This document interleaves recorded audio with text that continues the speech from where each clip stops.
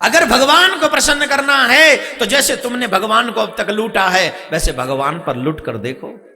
अब आप कहेंगे हमने कैसे लूट लिया? बोले दुनिया में ऐसा कोई प्राणी नहीं है जो भगवान को न लूटता हो, और बड़े इजली परमात्मा ही सब पे लुट जाता है।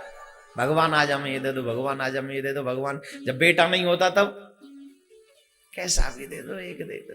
भगवान कहते ले ले, अच्छा ले ले, काम नहीं है ये भी ले ले। सब कुछ तो भगवान ही देता है, लुटता तो परमात्मा ही है। अम्बरीश राजा की कथा सुखदेव जी महाराज राजा परीक्षित को सुनाते हैं।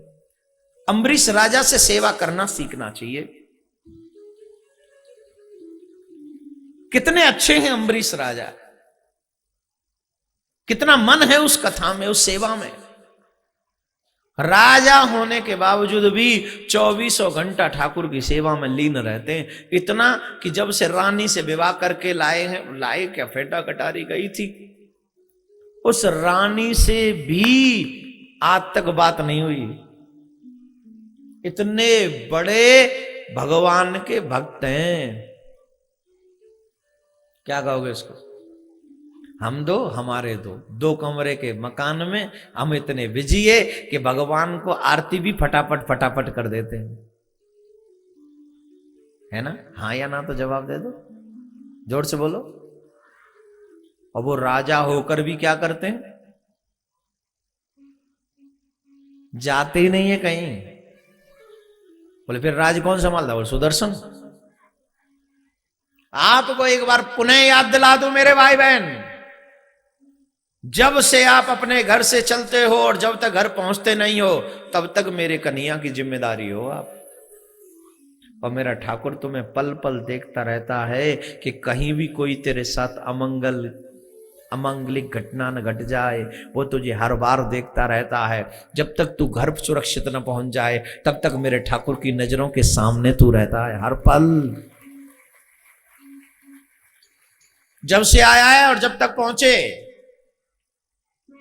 जब से आया है और जब तक पहुंचे,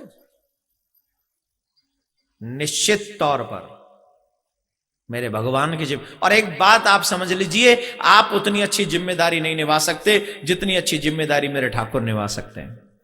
आज संडे वाली छुट्टी वाले दिन कौन कौन आया है? छुट्टी वाले हाथ उठा में हैं? कल तक नहीं आए थे, है ना? आज छुट्टी है तो आ गए। भगवान पे यकीन नहीं है? नहीं है या नहीं है? मुंडी हिलाओ। जिस जिसको यकीन है ठाकुर जी पे, आज से 4 दिन और शेष हैं। 4 दिन के लिए अपना काम ठाकुर जी पे छोड़ के देख और फिर उसका रिजल्ट देखना आफ्टर 13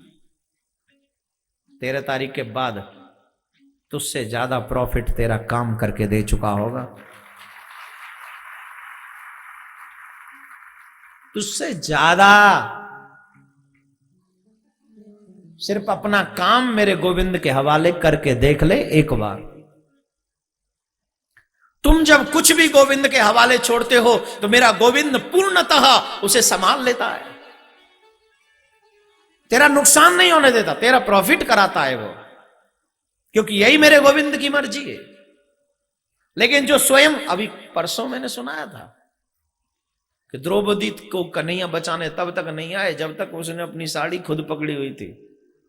तो जब तक आपको लगेगा मेरा मैं संभाल सकता हूं, भगवान नहीं आएंगे। और जब तुम कह दोगे ठाकुर जी तुम संभालो, फिर देखना कि तुझे कुछ संभालने की जरूरत ही नहीं पड़ेगी। फिर तेरा हर दिन संडे होगा और हर दिन संडे वाले दिन परमात्मा तेरे साथ होगा। हर दिन मेरा गोविंद तेरे साथ होगा। अब किस किस कौन कौन आया था संडे वाले दिन? सिर्फ जो आज ही आए हैं और आज के बाद जो पहले नहीं आए थे, इतने लोग पक्का? अब नीचे करो।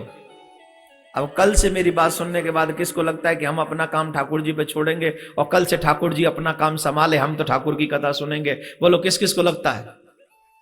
नहीं, आप जो रोज आ रहे हैं उनकी नहीं पूछ रहा हूं, जो सिर्फ छुट्टी वाले दिन आए हैं, जो अमेरिकन हो गए इंडिया में रहते हुए भी, जो हम रहते भारत में लेकिन इंडियन से कम नहीं। जैसे वो लोग जाते संडे वाले दिन अपने चर्च में, वैसे हम भी फ्री होकर छुट्टी वाले दिन जाते भगवान को मनाने। आज के बाद कौन मानता है कि ये बात गलत हो जाएगी, हम इसे मिथ्या कर देंगे और हम एवरीडे जब तक कथा होगी ठाकुर जी की कथा पंडाल में पहुंचेंगे। हाथ उठाकर बताएं कौन कौन मानता है इस बात को। जो एवरीडे आए उनकी बात नहीं कर रहा हूं मैं, वो नीचे कर लें। जो सिर्फ आज आए हैं और आज के बाद एवरीडे आने वाले हैं, ठाकुर जी के ऊपर अपना काम छोड़ने वाले हैं, कितने लोग हैं? क्या बात है, देखो। और घबराना मत, चिंता मत करना, तेरे काम में कभी कोई नुकसान नहीं होने देगा मेरा कन्हैया, क्योंकि लक्ष्मी तो उन्हीं की पत्नी है ना, सारे काम अपने आप चला देंगे तेरे। चिंता वाली बात नहीं है, प्रॉफिट होगा। तो मेरे भाई बहन, अम्बरीश राजा से सीखना चाहिए कि ठाकुर की भक्ति कैसे करनी चाहिए। दुर्वासा ऋषि ने जब क्रोध किया तो सुदर्शन दौड़ पड़ा। भगवान के भक्त पर कोई भी विपत्ति आए तो भगवान स्वयं संभालते उसे। नरसिंह मेहता की कथा किसने नहीं सुनी, आप सब तो जानते हैं। नरसिंह मेहता का चरित्र और कितना कहेंगे, कितने लोग हैं जो सब ये कथा कितनी बार सुन चुके हैं। इन प्रसंगों के बाद हम और आप सभी सूर्यवंश की ओर चलेंगे। सूर्यवंश में किसका प्राकट्य हुआ? जोर से बोलिए।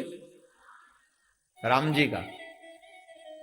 रामचरितमानस से कुछ मार्मिक प्रसंग मैं आपको सुनाना चाहता हूं, और वो मार्मिक प्रसंग बड़े ही सुंदर हैं। ध्यान पूर्वक आप लोग सुनेंगे, बहुत अच्छे प्रसंग हैं। पूरी रामायण तो नहीं सुनाऊंगा, लेकिन कुछ प्रसंग ऐसे जो अनछुए पहलू हैं जिन्हें सुनकर हमारा मन द्रवित होता है, प्रसन्न होता है। हमारी भारतीय परंपरा हमें कुछ सिखाती है, राम का प्राकट्य हमें कुछ सिखाता है, राम का चरित्र हमें सिखाता है। राम मर्यादित है, मर्यादा पुरुषोत्तम नाम है उनका। आज हर बच्चा, जो अच्छे बच्चे होते हैं, वो राम के पद चिन्हों पर चलना चाहते हैं, और हर माँ बाप एक उम्मीद रखते हैं कि मेरे घर में भी राम जैसा बेटा हो। कौन कौन चाहता है कि हमारे घर में राम जैसा बेटा हो? अरे चाहने में क्या जाता है, चाह तो लो, हो ना हो वो बाद की बात है भाई। हो ना होते तो बाद की बात है, पहले चाहो तो सही। कौन कौन चाहता है कि राम जैसा पुत्र हमारे घर में हो? लेकिन अब दूसरी बात भी है, क्या तुम कौशल्या बन सकी हो आज तक? क्या ये दशरथ बन चुके हैं आज तक? जवाब दीजिए, बन पाए कि नहीं? नहीं। रावण के घर में राम नहीं आते, दुष्टों के घर में राम नहीं आते। पहले हमें अपना कर्म सुधारना होगा। जब हम दशरथ के पद चिन्हों पर चलेंगे तो मेरे घर में राम के पद चिन्हों पर चलने वाला जरूर आएगा, जरूर आएगा। पहले मैं इस लायक बनूं कि राम मेरे को मां कह सके, पिता कह सके।